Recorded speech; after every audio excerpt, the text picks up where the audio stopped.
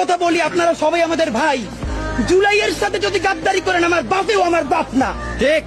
আমার মা আমার মা না, আমার সন্তান আমার সন্তান না, ঠিক।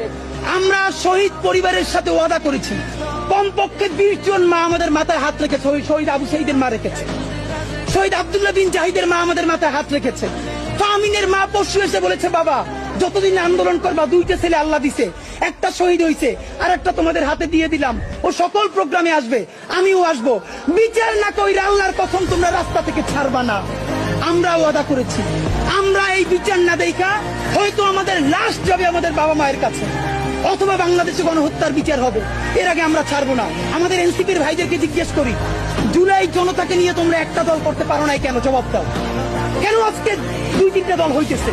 তোমরা একটা করছো, শুক্রবার আর একটা হবে, পরশু আর একটা হবে, কেন?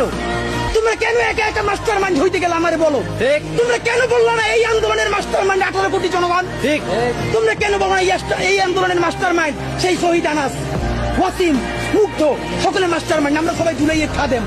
নতুন শুরু করছে, কতদিন বলে এই আমার ইমাম, কতক্ষণ বলে ও আমার ইমাম, আমরা জানাই নেই। এই জুলাইয়ে বাংলাদেশে কোনো ইমাম নাই, এই জুলাই হয়েছে উপরে আল্লাহর রহমতে, আর আমরা 18 কোটি জনগণ এই জুলাইয়ের খাদেম।